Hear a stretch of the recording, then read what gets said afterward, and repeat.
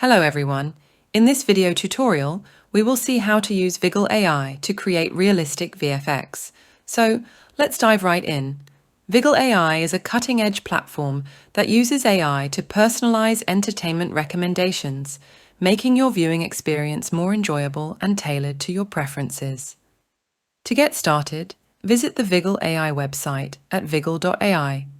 Once you're on the main page of Viggle AI, click on Join the Beta. This will redirect you to the Discord app or website. Next, click on Accept Invite. Now, select your preferred animation section under Create Videos on the left-hand side.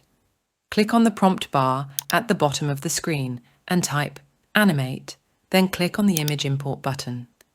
Choose the image from your computer. After uploading the image, click on the motion prompt and return to the Viggle website. Click on the prompt button in the top right corner of the screen. From there, copy your desired video prompt and return to Discord. Paste the copied prompt next to the motion prompt section and then select your preferred background. Next, choose your desired fine-tuning options. Once the processing is complete, Viggle will generate your VFX, and there you have it. If you find this video helpful, don't forget to subscribe to our channel for more tutorials. Thanks for watching.